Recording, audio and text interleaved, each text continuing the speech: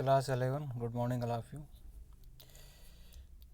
I hope that you are at home and you are safe and you are following the instructions and precautions regarding corona.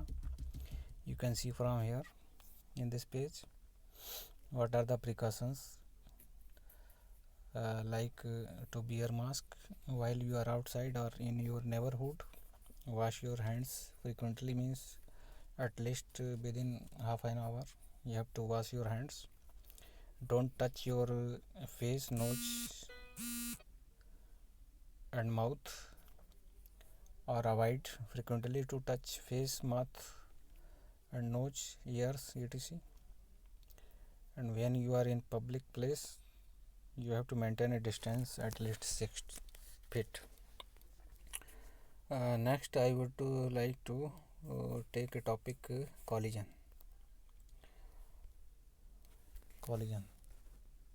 So this is the slide. तो इसको हिंदी और English दोनों में बताता हूँ, उससे आपको जल्दी से समझ में आ जाएगा. आपको इंग्लिश में लिखना है. कॉलिजन क्या है? जैसे ये कोई बॉल है, इधर जा रही है और दूसरी इधर आ रही है. इसकी स्पीड माना कि u2 है और इसकी u1 है. तो अगर u1 कम है, u1 लेस देन u2, तो u2 ज़्यादा स्पीड से आ रही, तो एक टाइम आएगा ये टकरा जाएगा, कॉलिजन हो जाएगा. Collision is an isolated event in which two or more colliding bodies exert relatively strong force on each other for a relatively short time. अब इसमें देखिए कॉलिजन दो तरीके के हैं, एक तो elastic collision and inelastic collision. तो ये इलास्टिक कॉलिजन में दे रखा है. कॉलिजन इन में there is absolutely no loss of kinetic energy is called elastic collision. Elastic में काइनेटिक एनर्जी का लॉस नहीं होगा. ठीक है. और दूसरा दे रखा है, इसको इलास्टिक को ही समझ लीजिए. दूसरा इन इलास्टिक है. इन इलास्टिक में क्या होता है, काइनेटिक एनर्जी का लॉस हो जाता है. तो कुछ इसके करैक्टरिस्टिक हैं, देखिए. Basic characteristic of an elastic collision,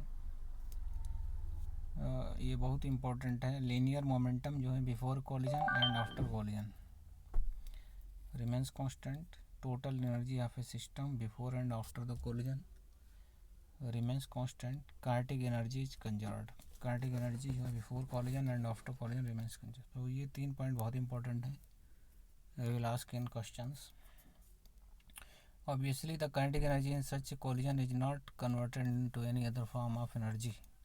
जैसे हीट है, साउंड है, etc. Forces involved during collision, elastic collision must be conservative forces. ठीक है, तो ये बहुत इम्पोर्टेंट है. उसके बाद देखिए inelastic collision.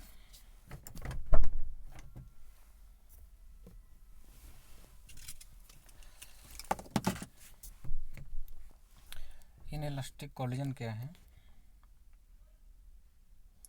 Collision in which there occur some loss of kinetic energy.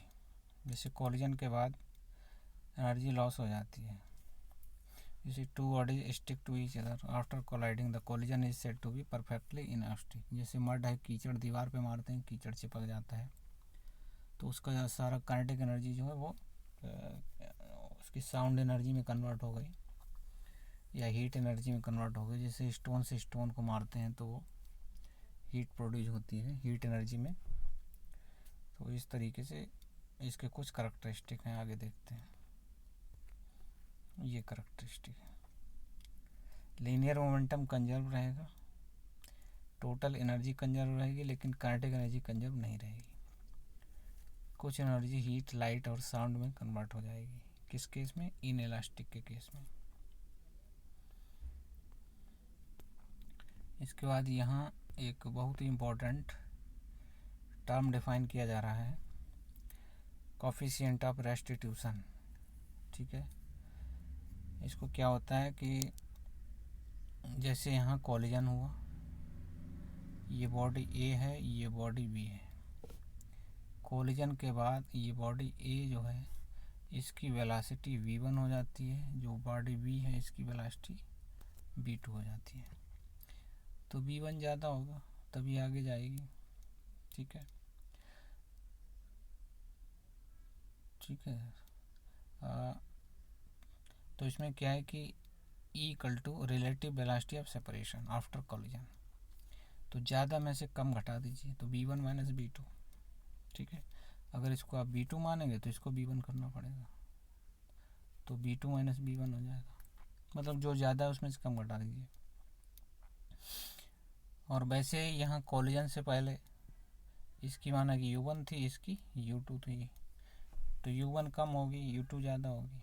ठीक है, तो कुल मिला के ये हो जाएगी v1 माइनस v2 अपान u1 माइनस u2। ठीक है, तो जो ज़्यादा है उसमें से कम घटा दीजिए। इसको हम सही कर देते हैं क्वेश्चन के हिसाब से। ठीक है, यहाँ जैसे रिलेटिव वेलोसिटी ऑफ अप्रोच, जैसे इसको हम u1 ले लेते हैं, इसको u2 ले लेते हैं, और ये v2 ले लेते हैं, इसको v1 ले लेते हैं। तो ज़्यादा वेलोसिटी v2 है तभी आगे जा रहा है। v2 माइनस v1 क्या हो गया, velocity of separation after collision. और बिफोर कॉलिजन क्या हो जाएगा, u1 minus u2। u1 minus u2, जो u1 ज़्यादा, u1 ज़्यादा क्यों है कि वो तेज़ी से आ रहा था तभी कॉलिजन हुआ।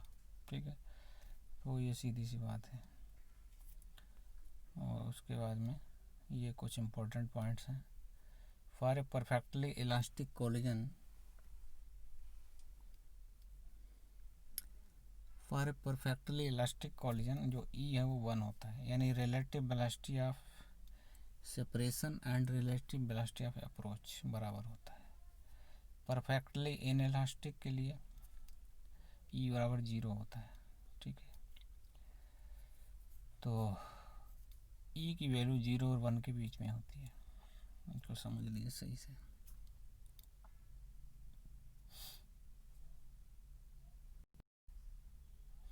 उसके बाद देखिए elastic collision in one dimension. Elastic collision in one dimension, it involve two bodies moving infinitely long. जैसे ये डायग्राम में दिखाया गया है, पहले ये बॉडी A है, फिर B है। B की वेलोसिटी u2 है और A की u1 है, तो u1 ज़्यादा होगी तभी कॉलिजन होगा। फिर यहाँ ड्यूरिंग कॉलिजन B आगे निकल जाता है क्योंकि B पहले से था, तो v2 ज़्यादा होगा। ठीक है, b1 कम है, तो जो आगे जा रहा है यहाँ कॉलिजन के बाद उसकी वेलोसिटी ज़्यादा है। कॉलिजन से पहले जो इधर से आ रहा है उसकी वेलोसिटी ज़्यादा है, तभी कॉलिजन होगा। तो रिलेटिव वेलोसिटी ऑफ अप्रोच क्या होगा, u1 माइनस u2। ये u1 ज़्यादा है, u2 कम है। रिलेटिव वेलोसिटी ऑफ सेपरेशन हो गया v2 माइनस v1। ठीक है, linear momentum of the two balls before collision. Collision से पहले मोमेंटम होता है p बराबर mb, सबको पता होगा p बराबर mb। तो ये हो जाएगा m1 u1 plus m2 u2। ठीक है, after collision m1 v1 plus m2 v2, simple है। उसके बाद देखिए linear momentum is conserved in an elastic collision. तो m1 v1 m2 v2 बराबर m1 u1 plus m2 u2।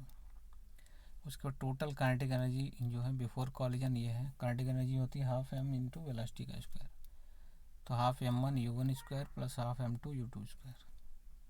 Total kinetic energy after the collision half m1 v1 square plus half m2 v2 square. ठीक है, तो ये kinetic energy वाले equation है before and after.